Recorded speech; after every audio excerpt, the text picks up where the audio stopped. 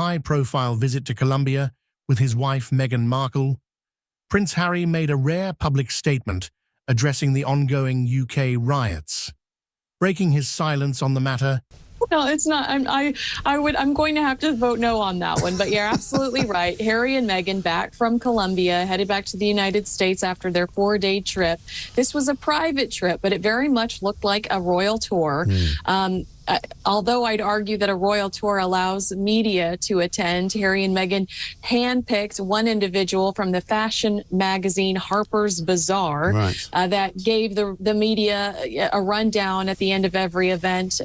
The Duke of Sussex expressed deep concern over the escalating unrest, highlighting the importance of unity and dialogue during these turbulent times. His comments have drawn widespread attention, marking a significant moment in his relationship with the royal family and his stance on current events in his home country. Prince Harry's decision to address the riots in the UK while on a royal tour of Colombia. Who are a cynical person, you're looking at this thinking, was this a PR exercise for not only the Sussexes, but this vice president who has been challenged a lot lately and, is not very much liked in her own country. No, and an awful lot of the sort of the bystanders outside who were being asked about Harry and Meghan, who didn't really see them because they were whisked in and out of, sort of underground car parks and nobody really saw them in public unless they were at a function. Is a moment that will undoubtedly be remembered as a significant juncture in his ongoing narrative as a member of the British royal family. The Duke of Sussex, accompanied by Meghan Markle, has been engaged in various diplomatic and charitable activities during their visit to South America. However, the backdrop of civil unrest in the UK has cast a long shadow over their travels, prompting Prince Harry. And the King has already scrapped his security team of 10. I mean, some might say he doesn't need any security. He doesn't really leave Windsor Great Park, does he? Well, I wonder, Mike, if this is because we sit on TV and argue that it's kind of ridiculous for the palace to continue to pay for Prince Andrew's security and not Prince Harry's. And I do not think we need to pay. Anybody should pay for Prince Harry's security. That was the deal. If he was leaving, he was going to lose his security. But it's not a great reflection. To break his silence on a matter that has gripped his homeland. The UK riots, which have erupted across major cities, have become a major concern, drawing international attention and raising questions about the state of British society. What began as a series of protests has escalated into widespread unrest, with reports of violence, looting, and clashes with law enforcement.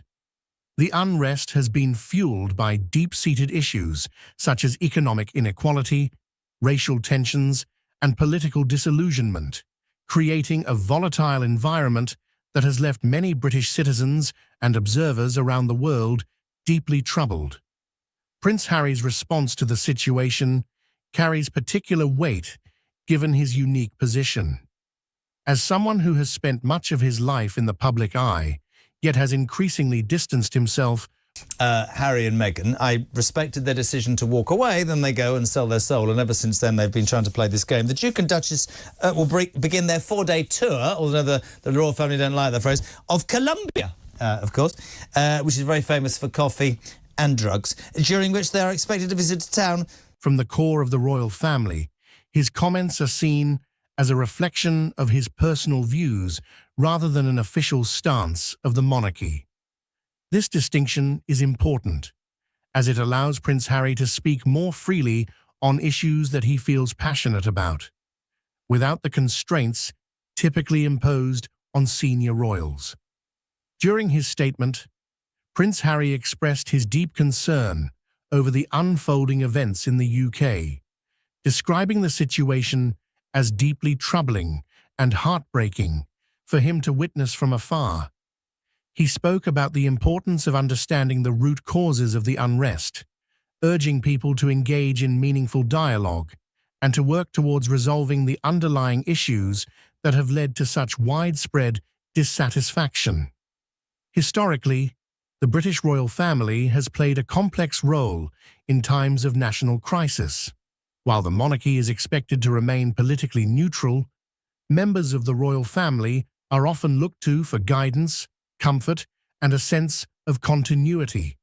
In past instances of civil unrest, the royal family has taken on a more subdued role, often choosing to express their concerns through carefully crafted statements that seek to maintain a balance between acknowledging public sentiment and upholding the institution's apolitical stance. Yeah, this is a really good story. I think it's something like first of all, they call Prince Harry an angry boy, one of his friends, but it's titled Prince Harry at 40. All he does is spend time looking back. Yeah. One of the sources claims that Harry desperately wants to be admired like the Prince and Princess of Wales, William and Catherine, and he misses being in Britain because who is he while he's not in Britain? What is he accomplishing? What is his purpose? And I think it's a good reflection on where he's at in his life right now. You watched him in his element on this trip to Colombia. Prince Harry's comments, however, represent a departure from this traditional approach. By speaking out directly and candidly, he has positioned himself as a voice of empathy and understanding, seeking to bridge the gap between the public and the establishment. His remarks suggest a willingness to engage with the issues at hand in a way that goes beyond the usual royal protocol, signaling a shift in how he perceives his role as a member of the royal family. The timing and location of Prince Harry's statement have also added to its significance. As he and Meghan Markle tour Colombia, they are engaging with a global audience that is keenly aware of the situation unfolding in the UK. Their visit has been widely covered in the media, with much of the focus on their humanitarian efforts and the causes they support. However, the UK riots have provided an unexpected and urgent context to their visit, prompting both Prince Harry and Meghan to address the issues that are currently dominating headlines back home. During their stay in Colombia, the royal couple has been involved in various initiatives aimed at promoting peace, education, and sustainable development. These activities have taken on added resonance in light of the situation in the UK, with Prince Harry drawing parallels between the challenges faced by communities in Colombia and those in his own country. He highlighted the importance of learning from other nations' experiences in dealing with social unrest and emphasized the need for the UK to adopt a more compassionate and inclusive approach to addressing its internal conflicts. Meghan Markle, who has been an outspoken advocate for social justice and equality, has also played a crucial role during this visit. Farage, a prominent figure in British politics and a leading voice in the Brexit movement, has issued a stark warning to the Labour Party, predicting that they will come to regret their decision to ignore the growing public outrage over immigration. As the government inches closer to a new EU migrant deal, Farage argues that the Labour Party's dismissal of what he describes as a burning fury among the British people will backfire.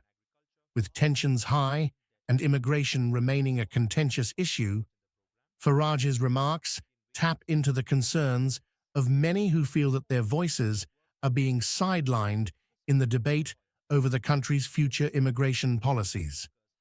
As the New Deal looms on the horizon, the question remains, will Labour's stance on immigration cost them dearly, or will they manage to navigate this politically charged issue without alienating a significant portion of the electorate? Well, I mean, they're just negligible declines from all-time record numbers. I think one of the biggest things is house building. Everywhere you go within this constituency, there's 50 new houses here, 100 new houses there. We're told from the Labour government those targets from central government will double.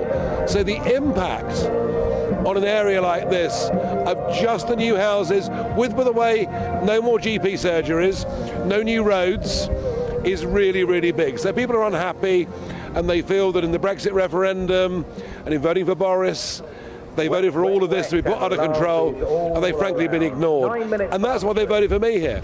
That's why they voted reform. Nigel Farage expressed strong concerns about the government's handling of immigration and the related impact on local communities. He dismissed the recent small declines in immigration numbers as negligible, arguing that they don't address the root of the problem. Farage pointed out that one of the most significant issues is the rapid pace of house building across the country. Using the example of a specific constituency, he highlighted how new housing developments are popping up everywhere. 50 new houses here, 100 new houses there, with no corresponding investment in essential infrastructure like GP surgeries or roads. According to Farage, the lack of proper planning and resources to support these growing communities has left many people feeling frustrated and neglected.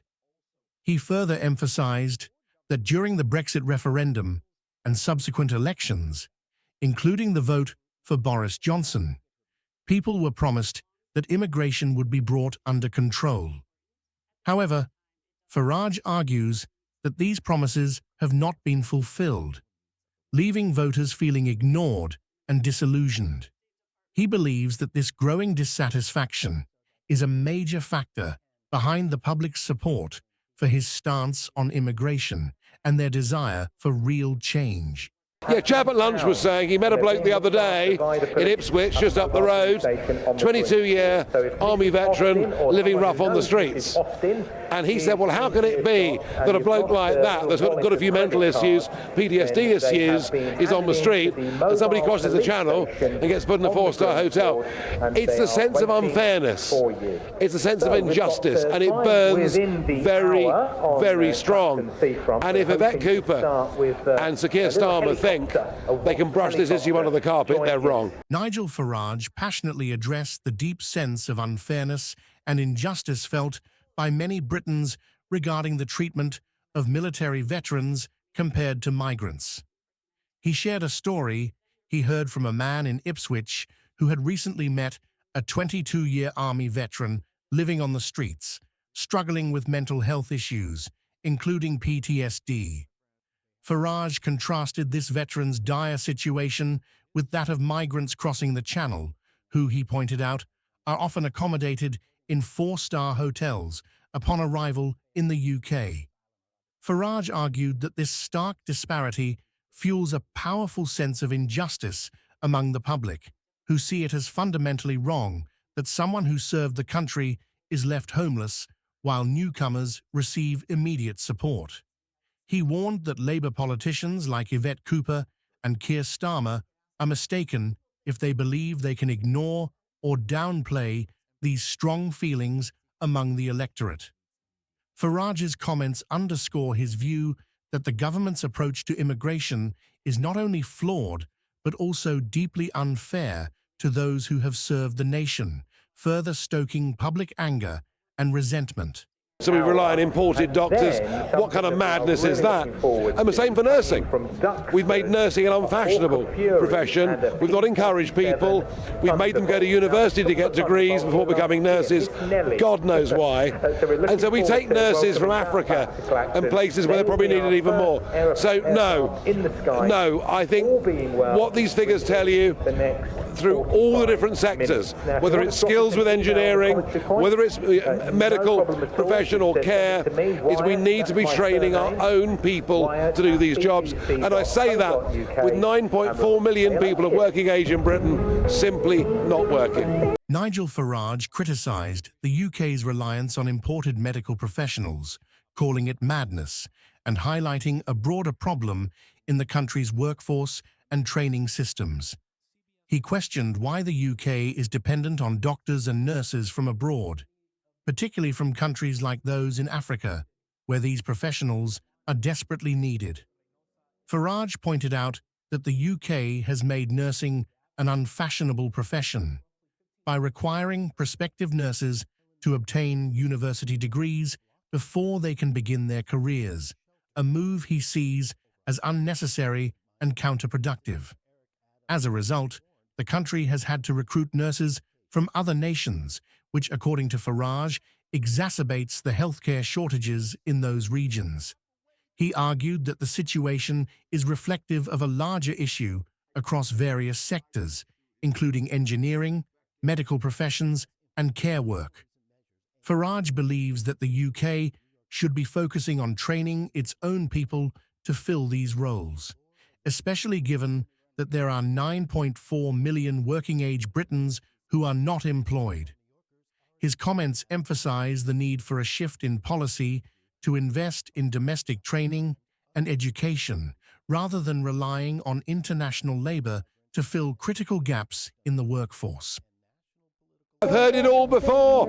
Priti Patel said all the same things. If you employ illegal migrant workers, we'll fine you. You may go to prison. Massive penalties for smugglers. Life imprisonment.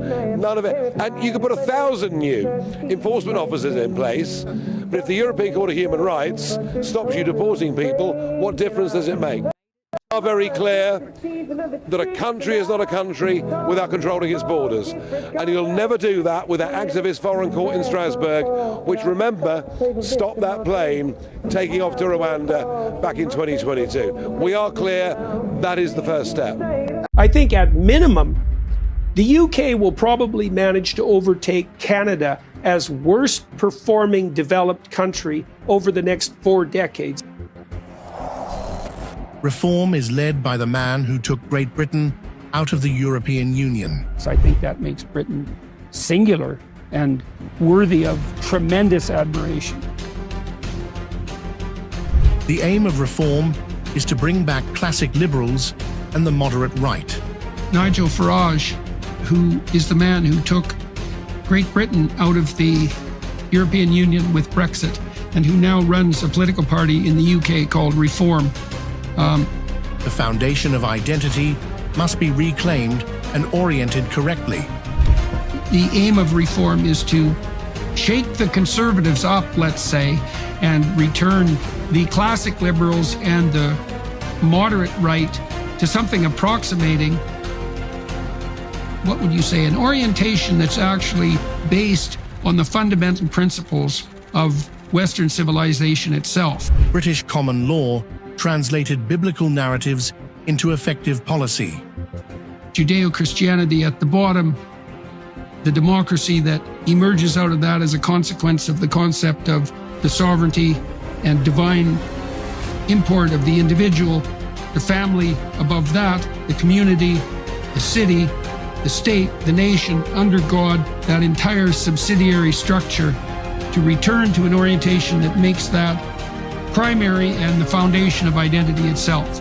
British common law stands as a monumental achievement, says Jordan. It probably did the most effective job of any modern state of translating the narrative structure of the Judeo-Christian biblical corpus into policy.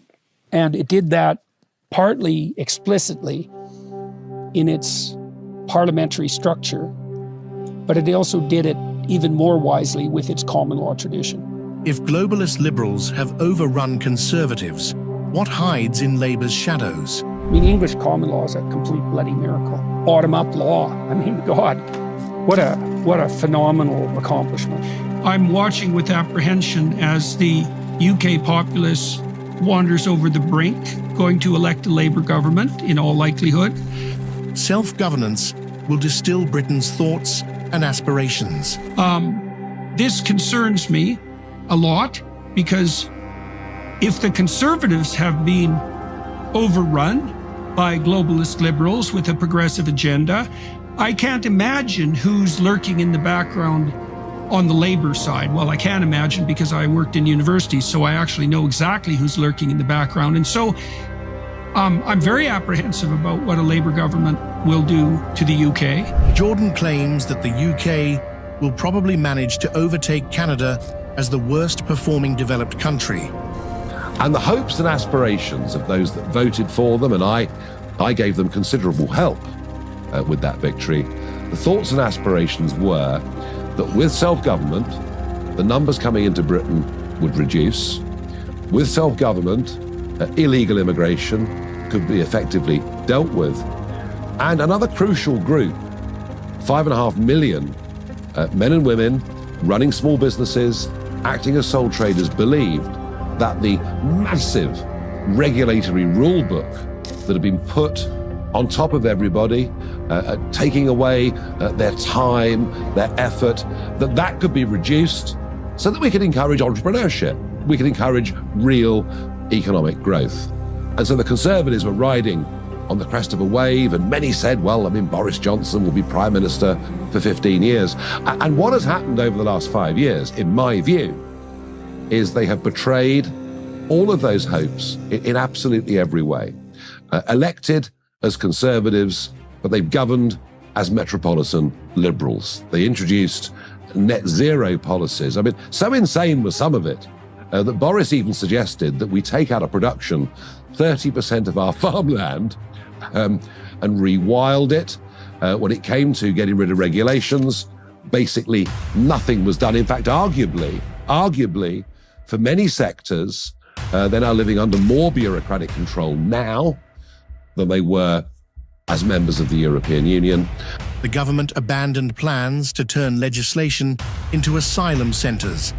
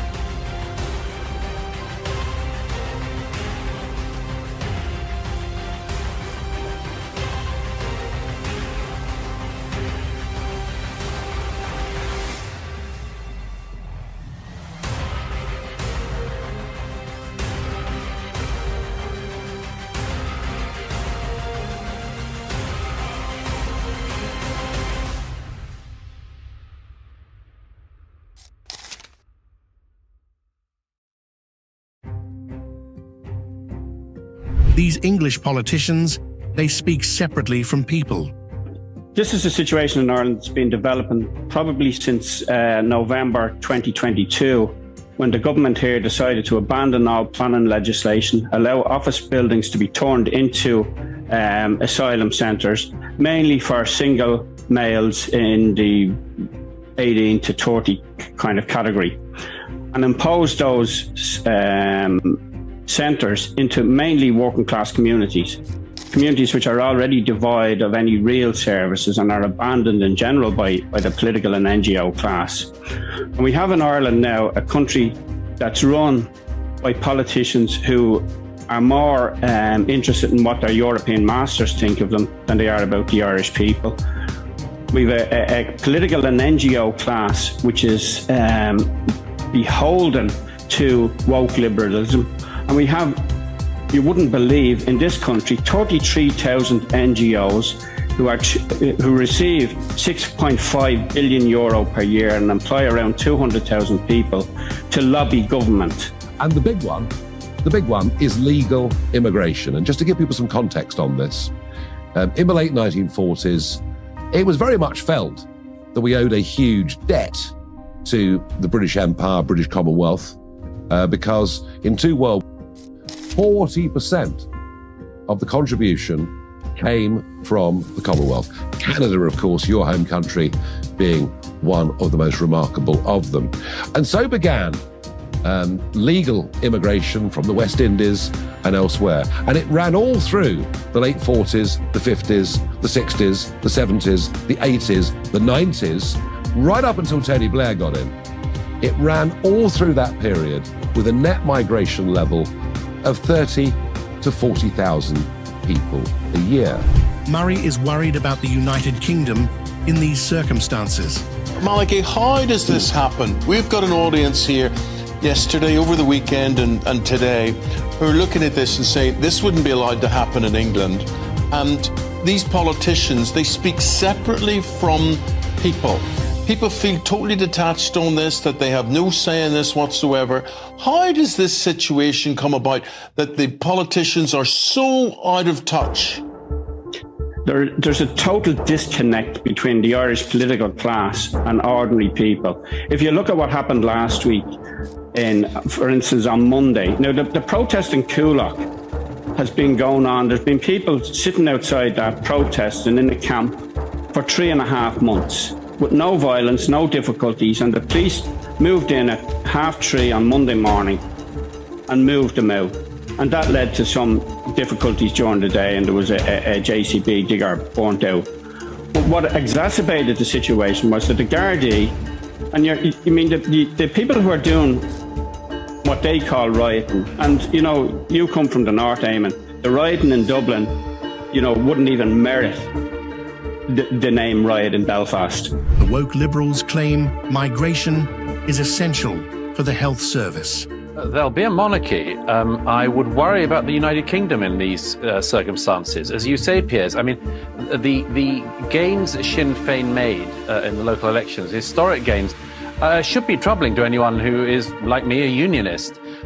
Sinn Féin, of course, is an Irish nationalist party and is as well, in my own view, an extremist party. And that isn't mere rhetoric. Mary Lou MacDonald, the head of Sinn Féin, has an unbelievable track record. I mean, just that you mentioned earlier, there's only one statue to in Europe, and it sits in the park in Dublin. Sean Russell, an IRA member who was on a German U-boat in 1940. There's a statue to him in Dublin, and Sinn Féin always pay their respects there. Mary Lou MacDonald a couple of years ago was taken there to pay her respects. She was, as it were, bloodied by the more militant wings of Sinn Féin. That's totally normal in Sinn Féin history. It's not just that they were an extremist party in the past, it's that they are in the present. It's not just that they're Irish nationalists, that they are actually extreme Irish nationalists, violent Irish nationalists, always have been, and seem to continue to be. I think it's an incredibly worrying development. As you say, alongside the ongoing success electorally of the Scots nationalists in the north, it's certainly possible we could see the breakup of our country. It's something where I think everyone who recognises that the United Kingdom's been an enormous force for good in the world should really be very worried about. We should be very troubled by that. Jordan warns of the havoc a Labour government could wreak on the UK. Well, we've gone from a population of 3.5 million to a population of over almost 5.5 million now, without building any infrastructure to deal with that. We have a shortage of hospitals, we have a shortage of schools, but most particularly we have a shortage of housing. We have 14,000 people in emergency accommodation, Irish nationals in emergency accommodation. The average price for a new house in this country now is about 450,000, which Dublin City Council somehow thinks is affordable. We have average rents for a one-bedroom apartment in Dublin, €2,000, a three-bedroom house, €3,500. And the woke liberals will tell us, well, we need migration to run the health service. Well, if we didn't increase the population the way we did, the health service wouldn't be under the strains it's under. And also, our own doctors and nurses are being forced to emigrate because they can't afford to live here. So true. If they could stay, we wouldn't need to import the people. But we have a class that believe, and they talk about international obligations and the law. As far as I'm concerned, the government's obligation is to its own people. And we had the ludicrous situation, for instance, of the High Court in Dublin saying that the Irish government couldn't deport anybody back to the UK because of the Rwanda policy. And they said that the UK was not a safe country to return people to. I'm absolutely jaw-droppingly amazed that the Conservatives adopted net zero policies under Boris Johnson. It's like, what the hell were they thinking? The most skeptical part of my brain, and I suppose the rude part, thinks that this was cooked up by Boris Johnson to impress his young wife on the personal side, and that the Conservatives as well as a group lacked a vision so comprehensively that they had to turn to this idiot climate apocalypse mongering that's used by power-mad tyrants to cow the public into delivering them all the authority and power. The centre-right must be reshaped to reflect the silent majority's voice. And so, what do you think a Labour government will do to the UK? Yeah, I mean, Keir Starmer has no leadership qualities whatsoever. He is devoid of any sort of charisma at all. And people do need a leader, that inspires them to a certain degree. He's kind of doing well because he's not the Conservatives, and there is revulsion. There is revulsion at them, a sense of betrayal about them. On the face of it, his manifesto on climate change is almost identical to the Conservatives. His manifesto on economics is almost identical to the Conservatives. But I think we know that what we'll see is trans ideology in the ascendancy. We'll see more legislation designed to divide us up into different groups rather than bring us together as human beings equal before the law. I look at his potential front bench of the top ministers. I see very little competence whatsoever. He's almost going to win by default, as opposed to, a big enthusiastic wave of support. And so in some ways, I think there's every opportunity for this just to be a one-term Labour government. There'll be no honeymoon. There'll be no sort of after-victory glow. He faces a big set of problems, the ones I mentioned earlier, the population explosion, the fact our public services don't work, the fact young people can't get a house and even their rents take up over half of their income. And he won't have the solutions to any of it. He's campaigning on a slogan of change, but actually it'll be more of the same, just ever so slightly worse. Anti-oppression activists in the US decry UK colonialists due to the UK's success. So here's the opportunity. The opportunity is to reshape the centre-right of British politics, to be where the silent majority actually are. Now, I know that the British Conservative Party have been around for 190 years, but nothing necessarily lasts forever.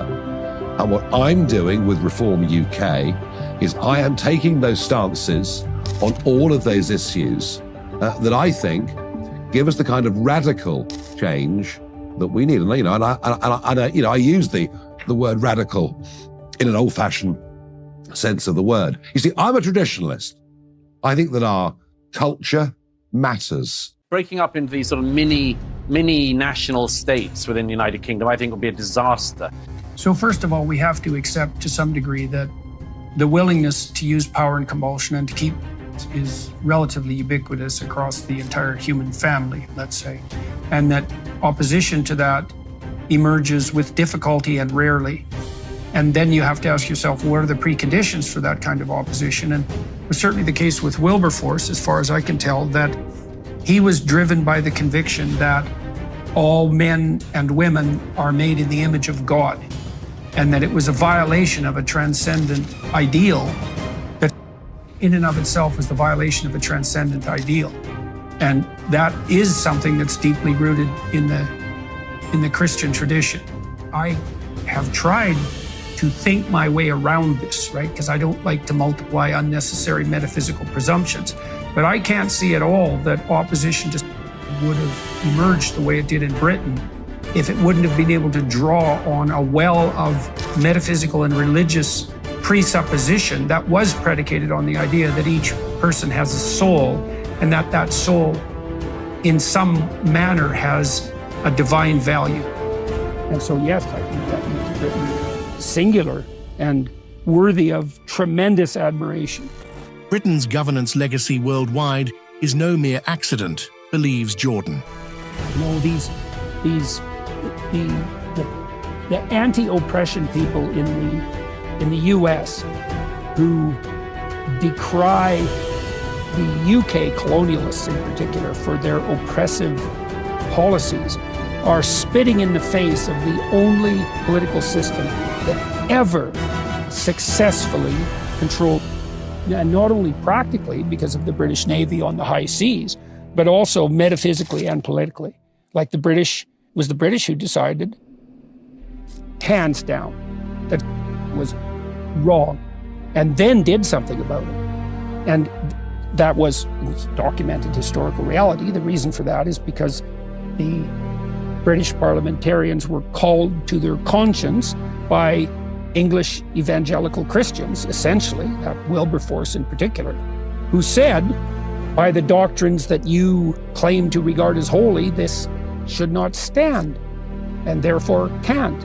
And Britain did that, and the Brits as well, even in relationship to the Empire. It was at the same period of time that the Brits were already deciding that colonial rule in India had to be aimed towards the emancipation of the Indian people and their elevation as responsible individuals to the realm of sovereign citizenship. And that's an amazing thing for an empire to conclude. And you can be cynical about the lag of time it took, but it didn't take that long. And India's doing pretty damn well. And I think that the British bequested their gift of governance all around the world.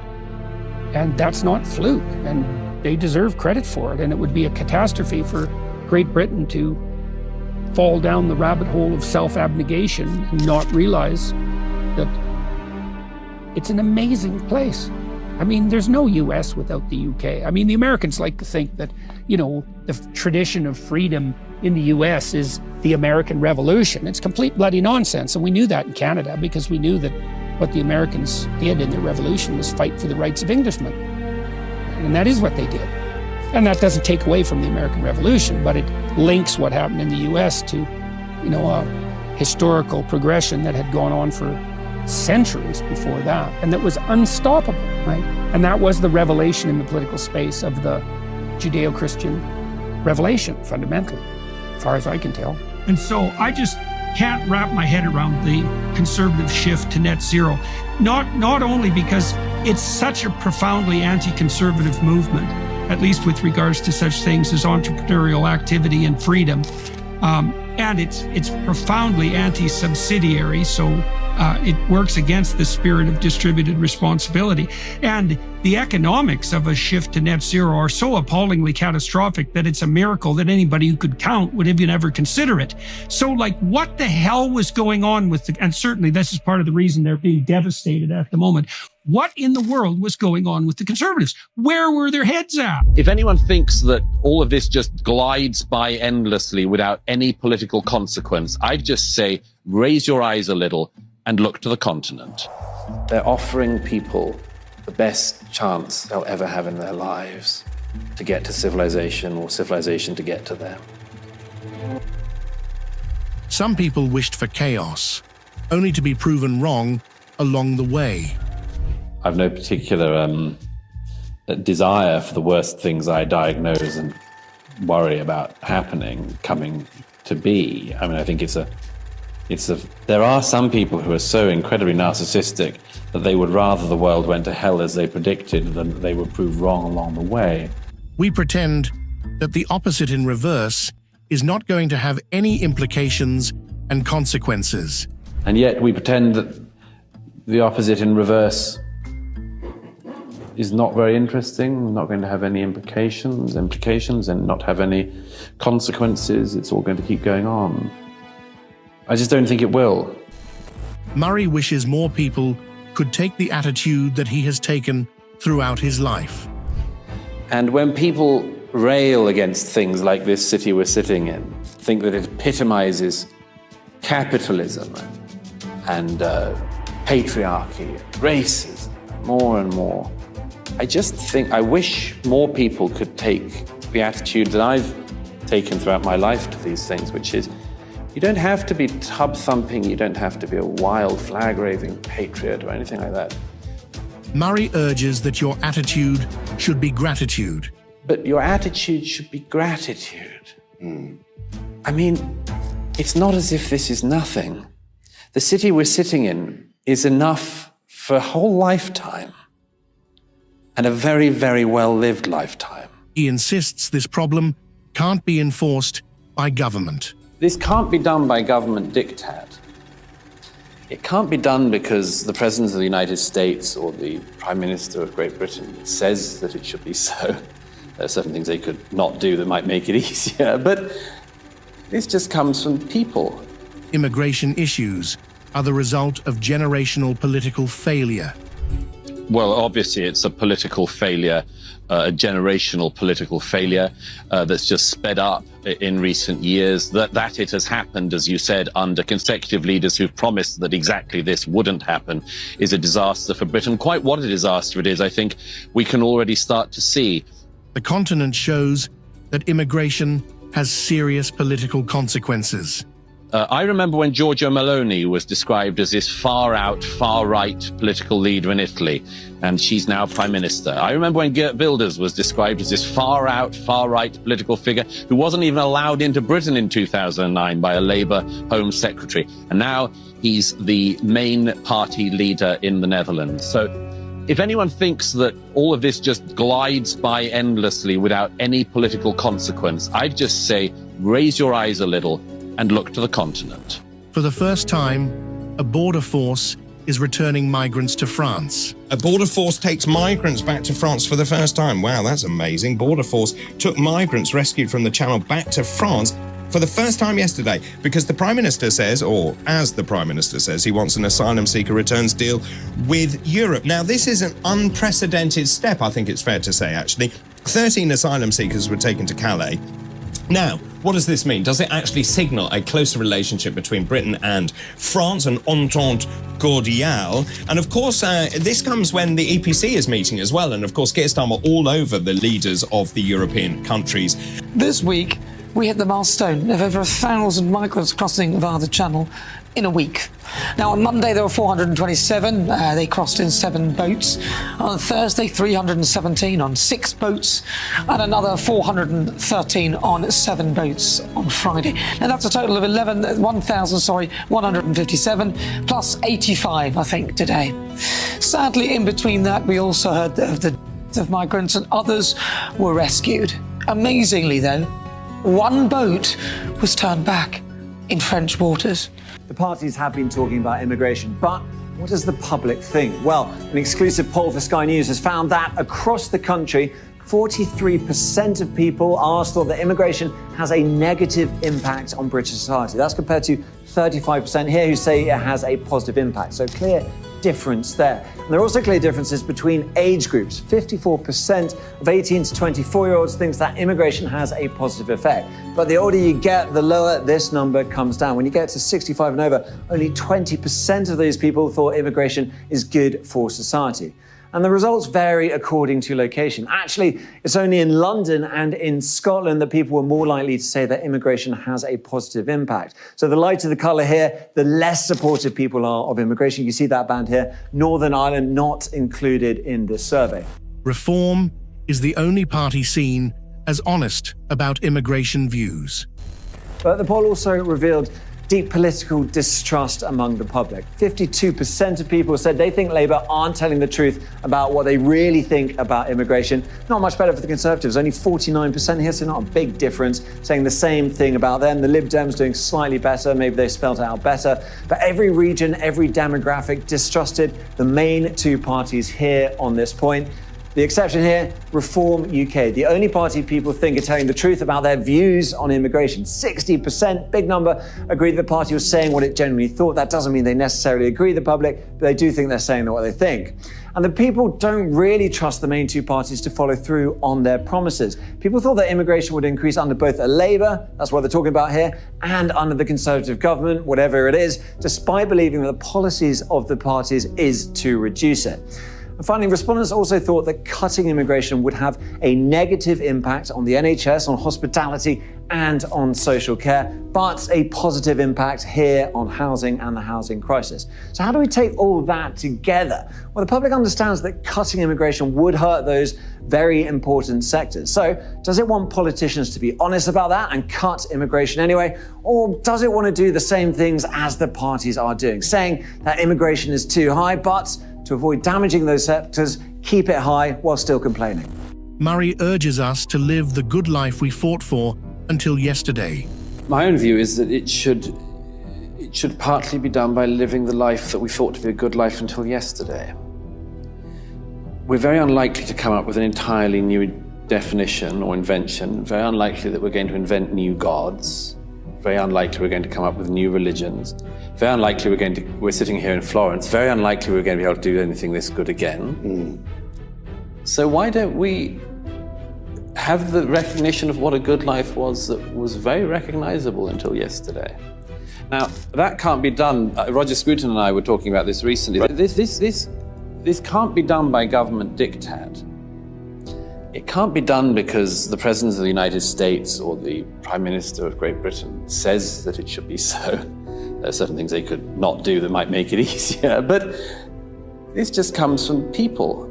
It comes from individuals and people leading by example. When I discuss many of the things that came up in The Strange Death of Europe, sometimes people say to me, you seem, well, some people say, but you don't seem as het up about it. And that must mean that you know it's over, because otherwise you would be more...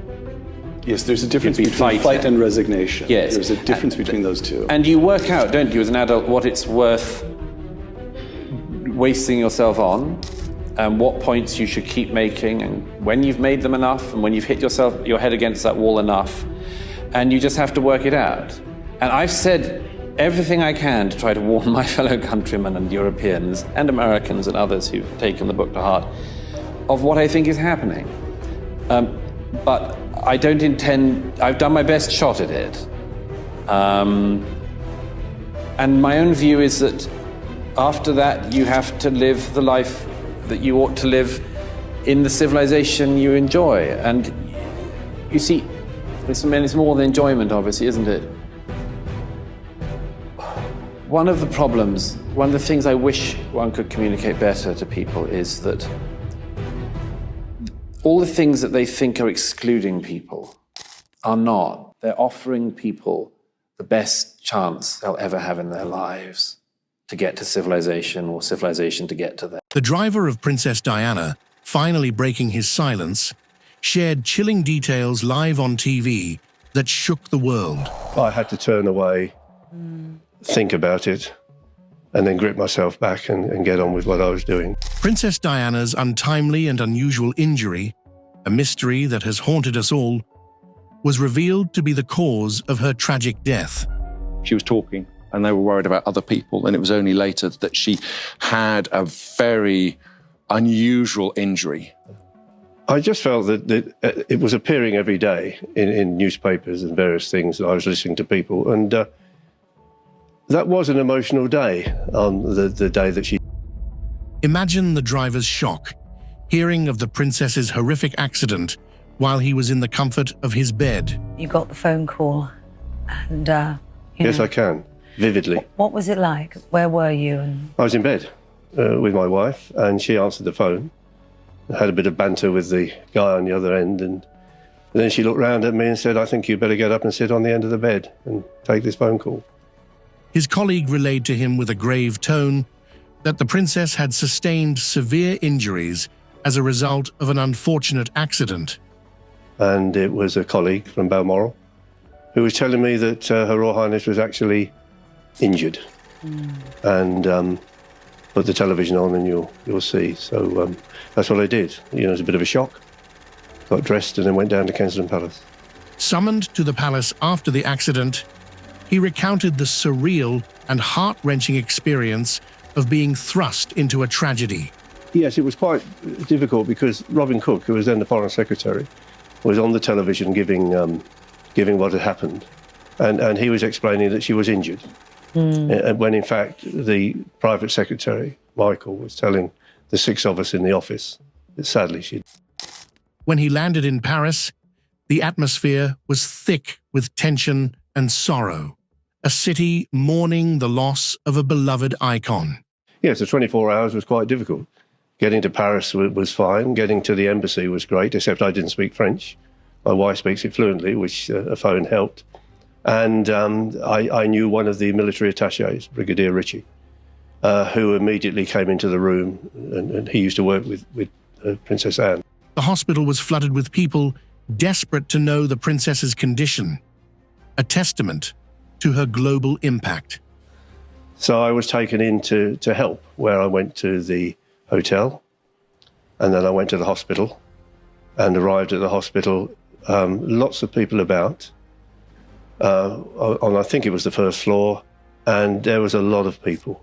The driver, maintaining his professionalism amid the chaos, felt the weight of the world's grief and disbelief. Yes, I mean, I was an ex-inspector, but I did say that perhaps people are expecting lords, ladies and colonels in this in this particular instance, but we were dealt with by Sir Michael J. very, very well, and given everything that I needed, I was given. He described the emotional torment of seeing Princess Diana in a hospital bed, a stark contrast to her usual radiant presence. It's very difficult and emotional to see a person lying in a bed and not in a mortuary. And when I was in the room, which was very, very hot, I looked out of the window and I could see people on a roof. Now, whether they knew where the princess was, I don't know, but that worried me. So I got some blankets because there was no curtains, and we put blankets along the windows, which made it even hotter in the room. And I then went and got some fans to try and cool the room down. And that one moment in my life, which perhaps my professionalism was lacking a little bit, because as I turned round, the eyelashes and the hair of the princess were moving, caused by the fan. And that just struck me. I had to turn away, think about it, and then grip myself back and get on with what I was doing. You didn't believe she would? For a long time. I just refused to accept that she was gone. Part of, she would never do this to us, but also part of, maybe this is all part of a plan. I mean, you really believe that maybe she had just decided to disappear for a time? For a time, and then that she would call us and that we would go and join her. Yeah. How long did you believe that? Years. Many, many years. And William and I talked about it as well. Mainly proof that she was in the car, proof that she was injured, and proof that the very paparazzi that chased her into the tunnel were the ones that were taking photographs of her lying half on the backseat of the car. You write, I hadn't been aware before this moment, talking about looking at the pictures of the crash scene, that the last thing Mummy saw on this earth was a flashbulb. That's what you saw in the pictures. The pictures showed the reflection of a group of photographers taking photographs through the window, and the reflection of the window was them. Conspiracy theories swirled around the accident, each more sinister than the last, demanding thorough investigation. I wasn't involved in the first examination, and of course she was then buried, so we didn't exhume her and have another look, but it was a review of all of the circumstances. There were so many conspiracy theories that needed to be looked at and properly examined. They were sort of glossed over a bit to begin with. So we went back and we did that. And so I looked obviously at the pathology, not just of Diana, but also of Henri Paul, who was the driver, and Dodie, who was her lover, and a guy called Trevor Rees-Jones, who was a security guard. So 4 people in that Mercedes. Now, if you have a crash at about 60 miles an hour in a Mercedes, you should walk away. And the thing I learned was that you put your seatbelt on, because Diana didn't have a seatbelt on, Dodie didn't have a seatbelt on, Henri Paul, the driver, didn't have a seatbelt on. Trevor Rees-Jones realised something was going wrong and just got his seatbelt on in time, because he lived to tell the tale. And when the car hit the bridge pillar, interestingly, the 13th pillar on the bridge, it adds to the conspiracy, doesn't it? It's got to be the 13th pillar. How the SAS managed to get them to hit the 13th pillar, I don't know. But, when they hit the pillar, Dodie hit the back of Henri Paul with a weight of about 3 elephants. And then Henri Paul hit the steering wheel. They were instantly. Diana wasn't badly injured. She'd broken an arm and had a couple of other little injuries. But, I mean, she should have survived, and she was partly protected by Rees-Jones, because she hit the back of his seat and was saved a bit. And in fact, when they arrived, they thought she was okay. She was talking, and they were worried about other people. And it was only later that she had a very unusual injury deep in the center of her chest that no one knew was there. And when she became ill and collapsed it was at that point it became too late, and she after surgery. Despite her royal status, the driver fondly remembered Princess Diana's tremendous sense of humor, a light in the darkness. There is a line. You don't cross that line. You speak to when you're spoken to. And it is still very correct. She was still very royal. And yes, we were often together in the car, and it would be light conversation. She had a tremendous sense of humor.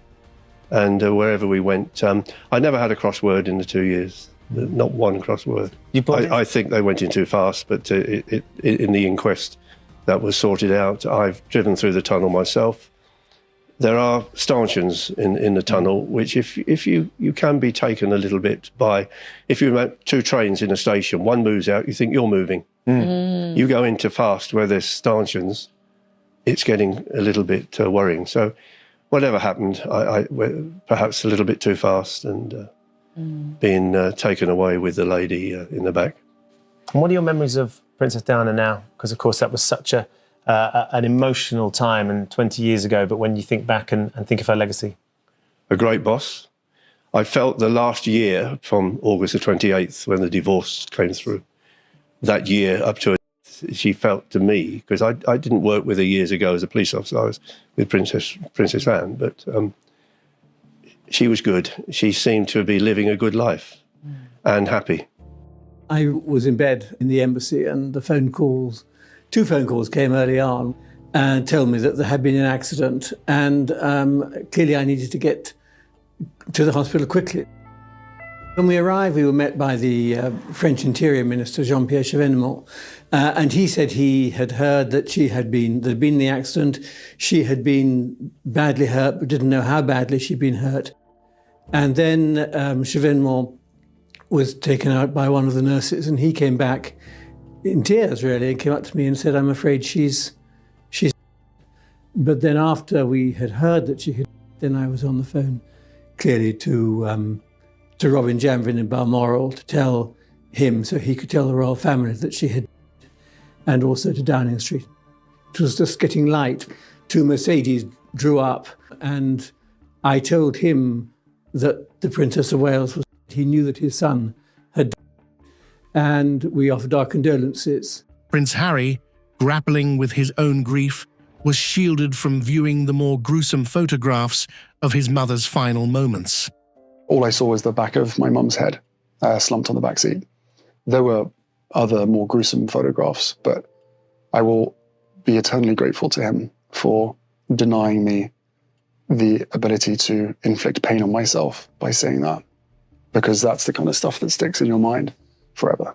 There was a tremendous shock in the hospital at that stage. And certainly when I was told, and we were told that we were aware that this was a profoundly moving moment for all those who had been involved. My wife and I went to Villa Coublay, the official airport, to meet the Prince of Wales. He said how Prince William had wanted to go to church that morning, which was not, he said, something Prince William always wanted to do on a Sunday morning.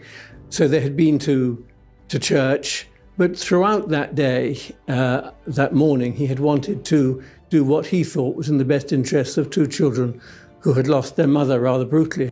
The feeling I had from the conversation I had with the Prince of Wales and the conversation I had later on with the Queen was the concern of a family who had lost a member of that family, and a family, and particularly the Prince of Wales, who knew that his children had lost their mother. Curious of the nation wanted to share their grief, it seems to me, with someone, and the person they wanted to share their grief with was the Queen. And when the Queen came to London, I think that was, in a sense, a cathartic moment for the royal family, and was a sense that the royal family and the Queen was responding to the grief which the nation felt. She was the villain. She was the